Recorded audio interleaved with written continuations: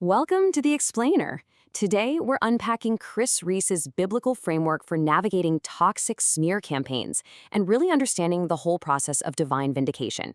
If you have ever felt completely trapped in a false narrative, just fighting tooth and nail to clear your name against relentless manipulation, well, this breakdown of Reese's insights is exactly what you need. Here's our agenda for today. We're going to look at the anatomy of a smear, dive into the Joseph case study, and then walk through the 3 specific phases of vindication, allowing exposure, truth versus illusion, and public elevation. Then we'll wrap it all up with the ultimate takeaway for your own life. All right, part 1, anatomy of a smear, how toxic narratives are actually constructed. So Reese starts us off with a highly relatable question. Have you ever had your story completely flipped by a toxic person? You know that feeling, right?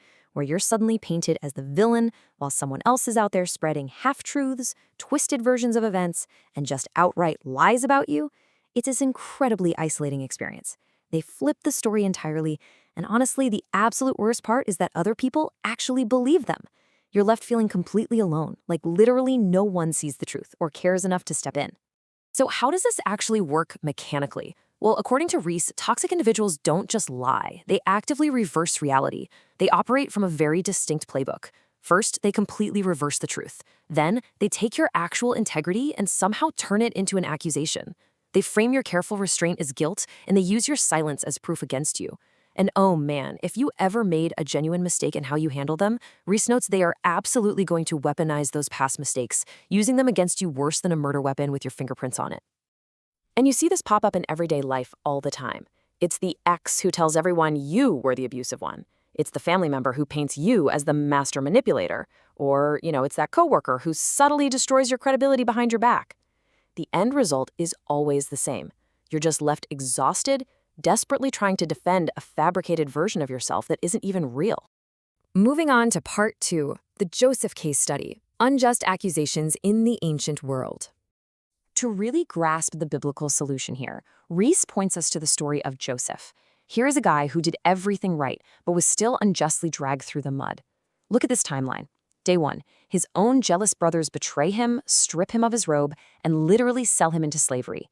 For years 1 through 10, he's serving in the house of a powerful Egyptian named Potiphar. He's prospering, he's honorable, God is with him. But then year 11 hits, and the smear campaign strikes.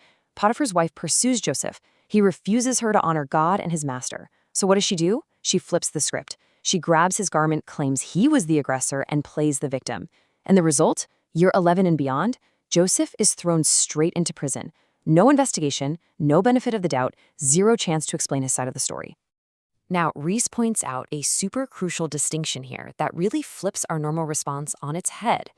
Human instinct screams at us to aggressively defend our reputation the absolute second it's attacked. But from a biblical perspective, God does not rush to defend your reputation. Instead, he works to establish the truth. According to Reese, failing to understand the difference between those two actions is exactly where most of us get it wrong, and we end up playing right into the manipulator's hands. Which brings us to part 3, phase 1, allowing exposure, the hardest part of the process. And it really is the hardest part. Phase 1 involves just allowing the exposure to happen. Honestly, what this feels like is total abandonment and silence from God.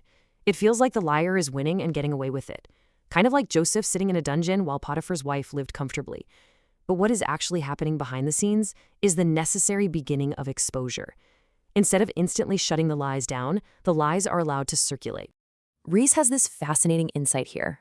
God is allowing people to reveal who they are not just to you, but to others. She actually shares this really relatable story.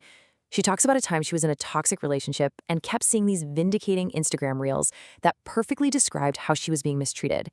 She desperately wanted to hit share and fire them off to the toxic person as evidence, basically crying out to God, asking, why can't they see this?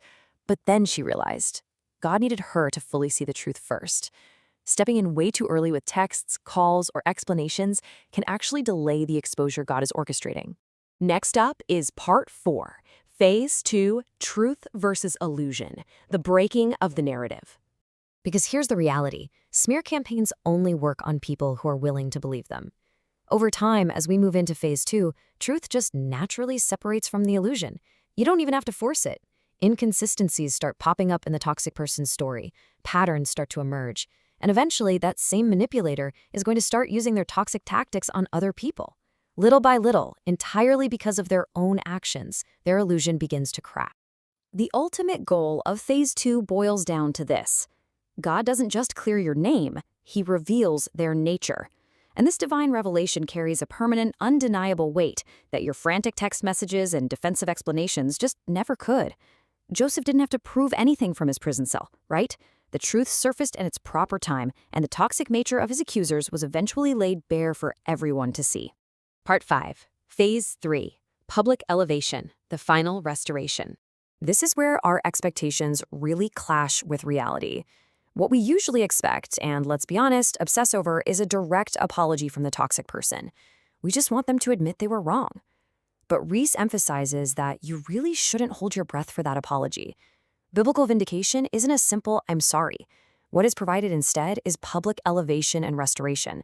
Just like Joseph, who was elevated straight from a forgotten prison cell to becoming the second in command over the entire nation of Egypt. The crucial point to remember is this. The same people who rejected him ended up bowing before him because God established it.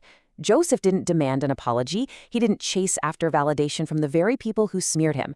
His eventual massive elevation happened purely because it was established by divine intervention. The takeaway here is that God isn't intimidated by their lies, He's not confused by their manipulation, and He is certainly not late to your vindication. Finally, Part 6, the ultimate takeaway. How to handle the smear today. So, what do we actually do with all this? Reese lays out a few practical steps for your life right now.